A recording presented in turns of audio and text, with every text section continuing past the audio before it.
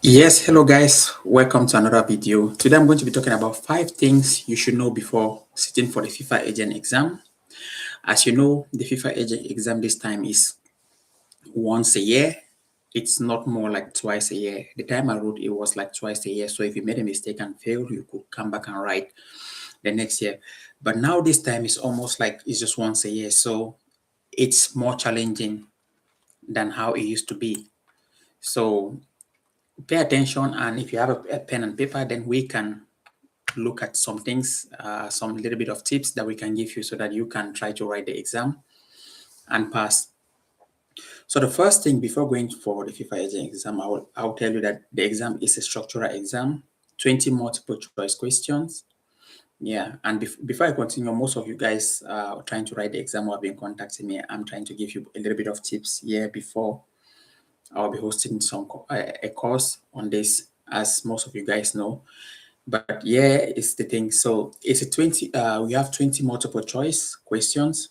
And inside those 20 multiple choice questions, you have to pass 15 of them. So the pass rate is 75.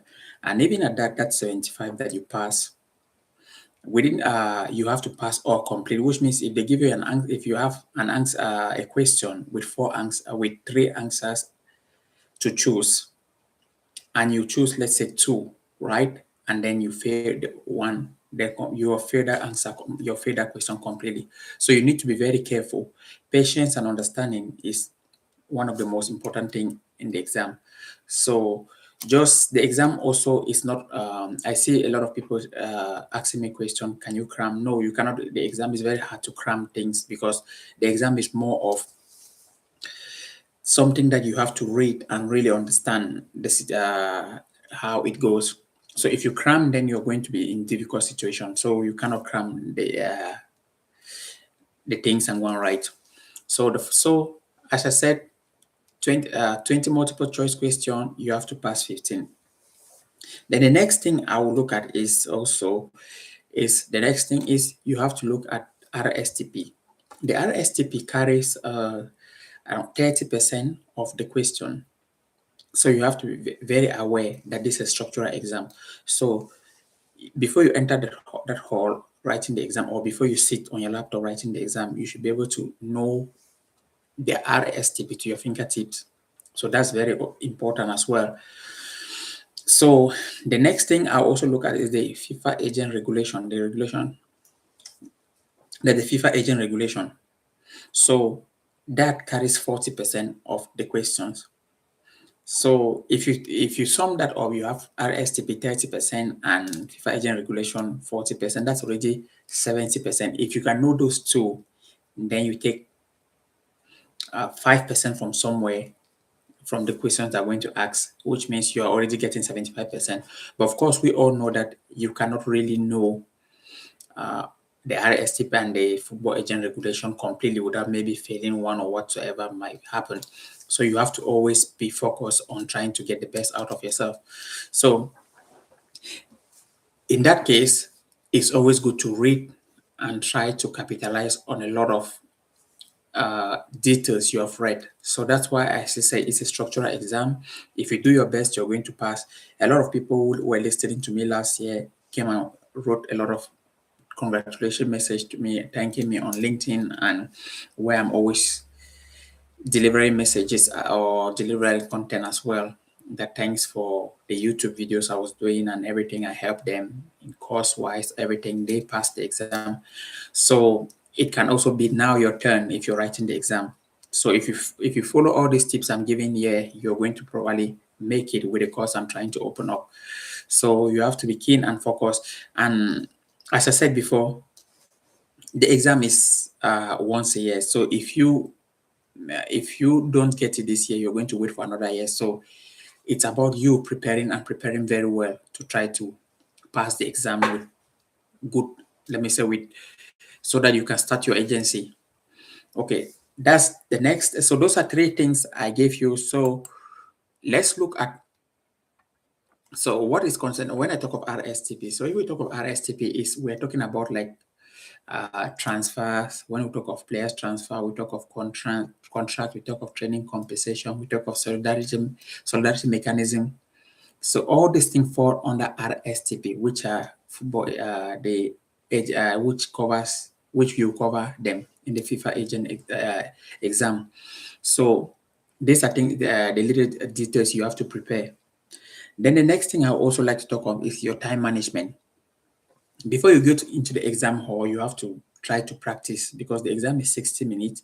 And if you have not been doing that practice by yourself, then you're going to find it challenging, because if you calculate, you have 60 minutes and with 20 questions. So if you divide that by three, I mean, if you divide those 20 questions in 60 minutes, which means one question is 3 minutes. And sometimes most of those questions are so lengthy that it can take 5 minutes. So it's good that you start doing those practices so that you can get acquainted, or you can get used to with the situation of the exam. Because normally sometimes you know a lot of things, but due to pressure of the exam, because it's just 1 hour, you begin to panic, getting anxiety, then you start messing up, you start losing concentration. So it's good that you practice also at home always. So that's one thing I will try to let you, I will let you that you should keep an eye on. Then last one that I also think I would also try to make you know is that don't study. If you study, of course, study to pass the exam, but the main thing is study to understand the football business, because there's a lot of common sense being applied into the exam. They are going to be asking you questions like, let's take for example, if John was an academic player, traveled to at age of 18. I mean, an academic. If John was living, let's take for example, in, let's say, Benin, which is a country in Africa, and traveled to Argentina and had to travel to Argentina for to get a professional contract. Why he is 16 years? What kind of contract can he get? So they'll be teasing you kind of question. And first of all, you already know for John to travel to Argentina when he's 16, he cannot be 16 traveling to Argentina. That's already underage.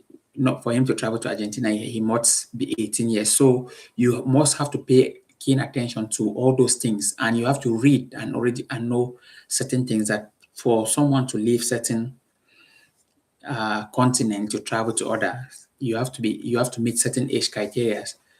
So these are the little bit of tips that they will be trying to test your knowledge, whether you actually can represent the player. Because the reason why the exam is so tough is because they try to make it challenging, so that when you're representing players, you don't go mess up with players' careers. That's why they make it more tough and challenging.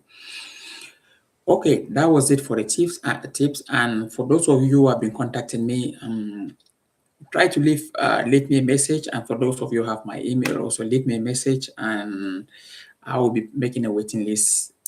And I will drop the waiting list for those who are interested in in writing the exam. We can prepare all together. So I will make a waiting list where you will all join. You join the waiting list. Then from there on, when the course is ready, I will let you know.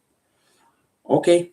So take care, guys, and I hope you have a nice one, and start preparing, because the earlier you prepare, the better you are ready to write the exam. Okay. Take care. Cheers, guys.